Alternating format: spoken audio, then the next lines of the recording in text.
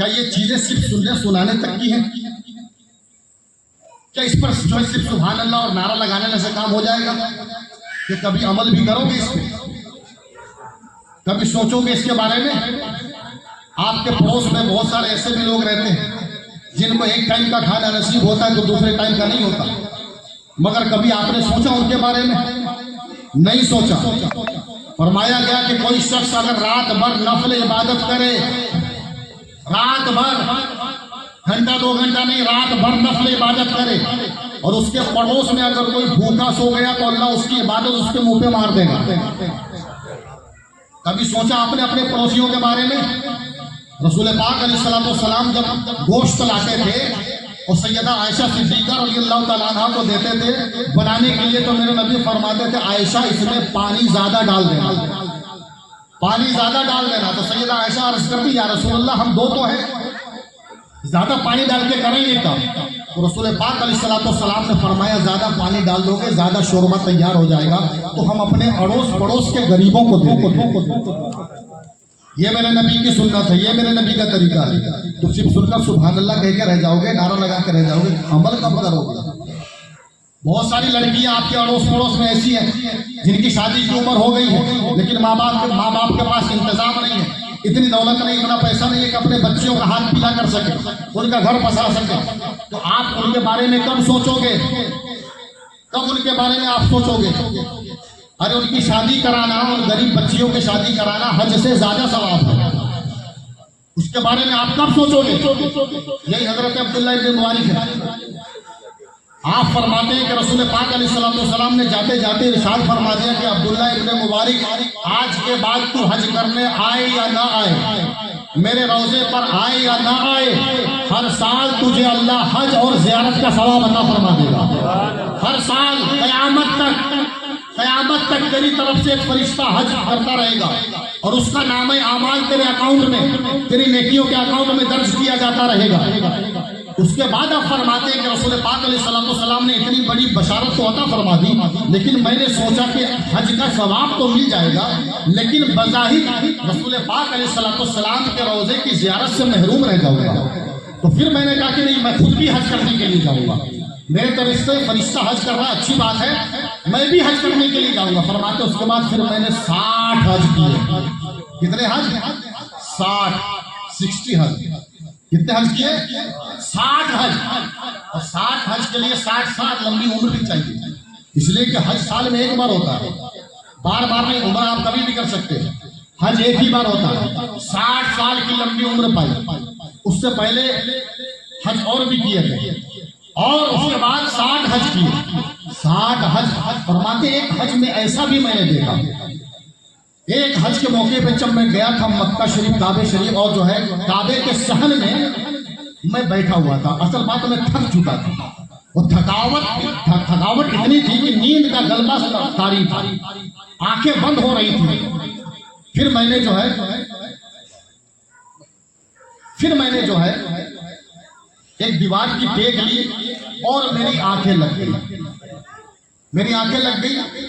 اس کے بعد جو ہے میں نے خواب میں 2 فرشتوں کو باتیں کرتے ہوئے سنا، دونوں باتیں کر رہے تھے کہ یہ بتاؤ کہ اس سال کتنے لوگ حج کرنے کے لیے آئے ہیں؟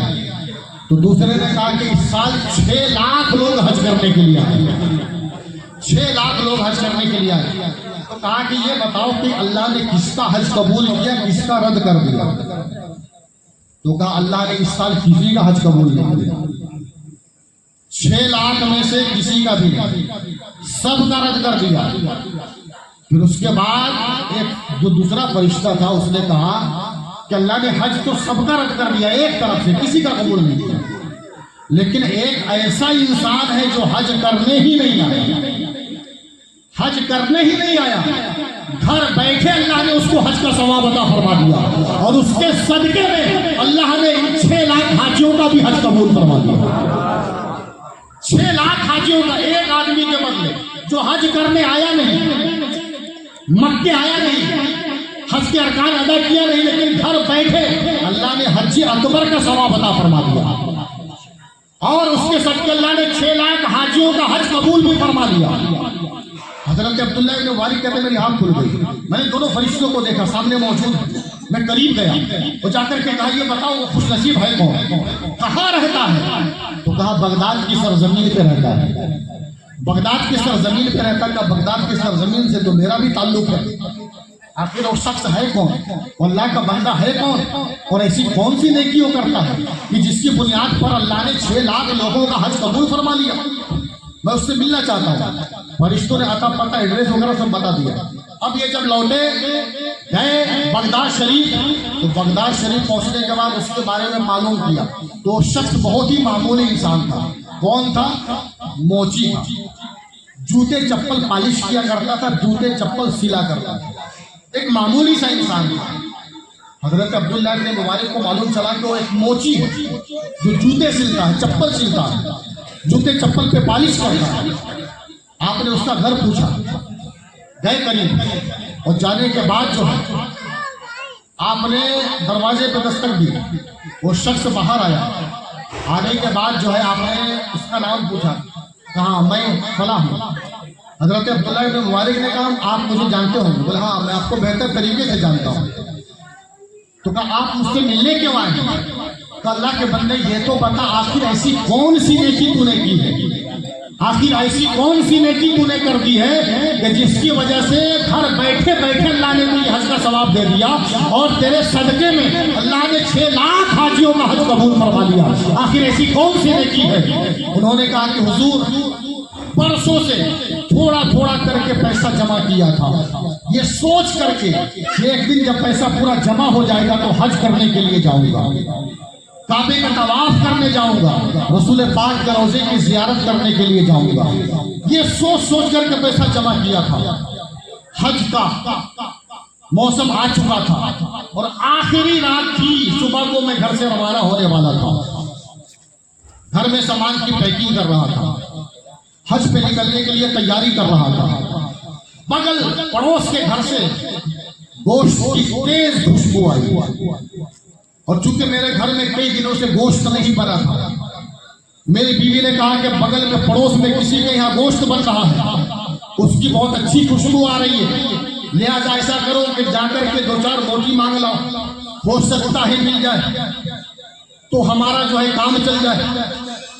آج بھی لوگ اس طاق میں رہتے ہیں, خوشبو سے پہچان لیتے پڑوس والے کے یہاں کیا بن رہا ہے, خوشبو سے معلوم کر لیتے, پہلے سے جا کے دھرنا دے دیتے کہ چلو جو ہے نہیں تو یوں نہیں تو جو ہے شرم میں جو ہے کم سے کم 1-2 بار بول ہی دے گا کہ بھائی صاحب کھانا کھا لو, اور بھی موقع کے تلاش میں رہتے یار کم سے کم 1 مرتبہ تو بول دیتا کہ کھانا کھا لو. اگر نہیں بولا تو بس اٹھ کر کے گالی من میں دیتا ہوا چل دیتا کہ کمینہ, کم سے کم جھوٹ موٹ 1 مرتبہ تو پوچھ لیا ہوتا, اسی پہ میں بیٹھ جاتا.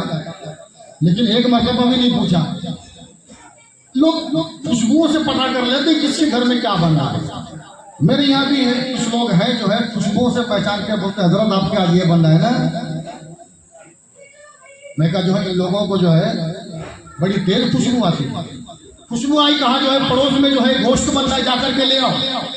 وہ لے کے گئے برتن, اور کہا کہ جو ہے چند بوٹیاں ہمیں بھی دے دو تاکہ ہم بھی کھا لیں, ہم نے کئی دنوں سے گوشت نہیں کھایا ہے. اندر سے آواز آئی جو گوشت بن رہا ہے نا, جس کی خوشبو آپ محسوس کر رہے ہیں, وہ گوشت جو ہے ہمارے لیے حلال ہے, آپ کے لیے حرام ہے.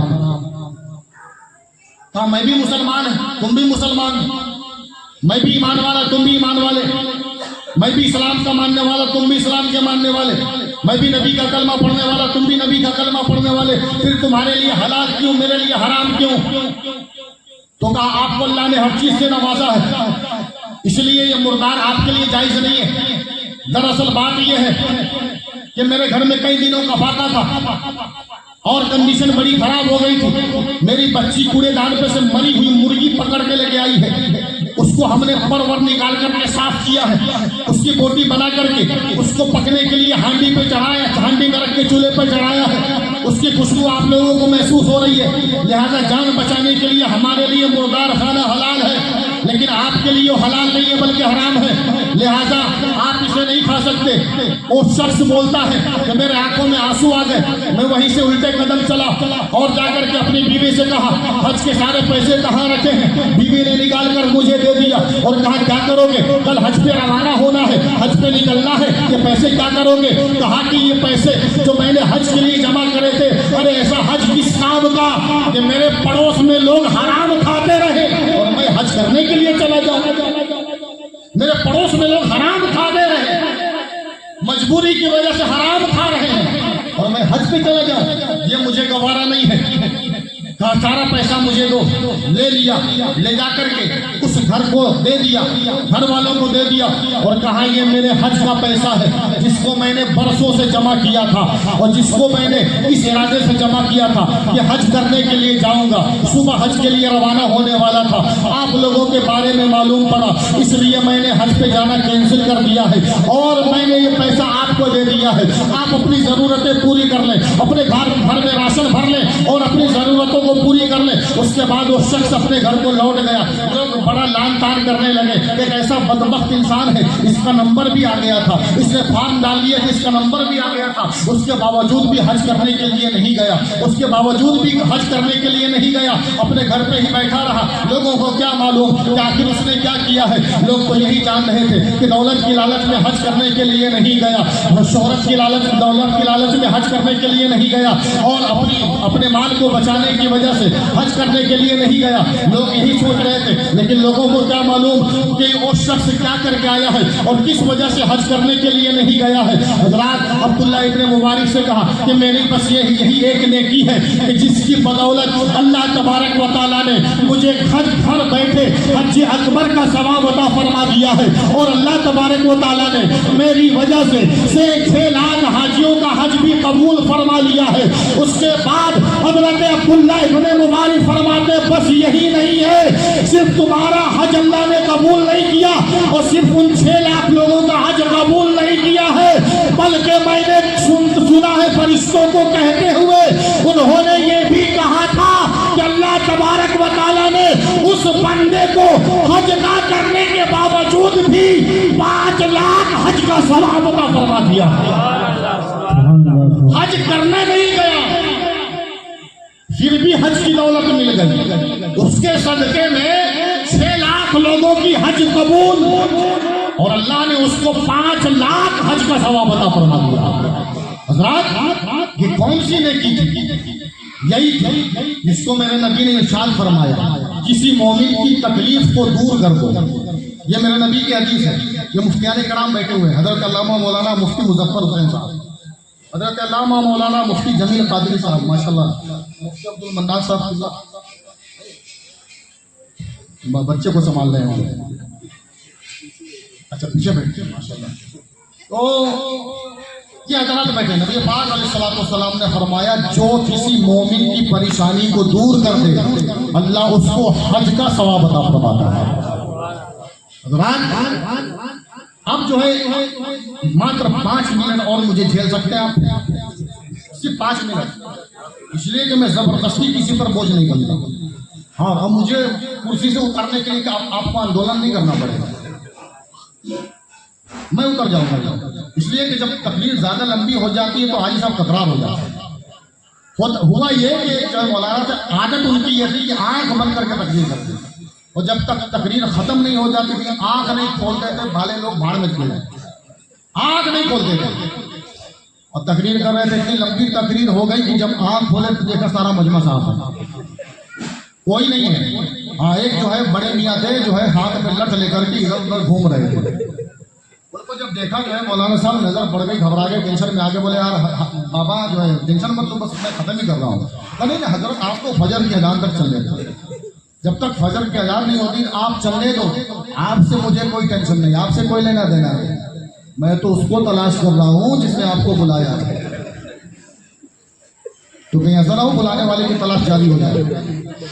بس 5 منٹ مجھے اور آپ سنبھال لیں، اس کے بعد جو ہے آپ ان حضرات سے سماعت کریں گے اور ان کے نصیحت آمیز گفتگو کو سن کر انشاءاللہ آپ اپنے قلوب و اذہان کو منور و مجلہ کریں گے۔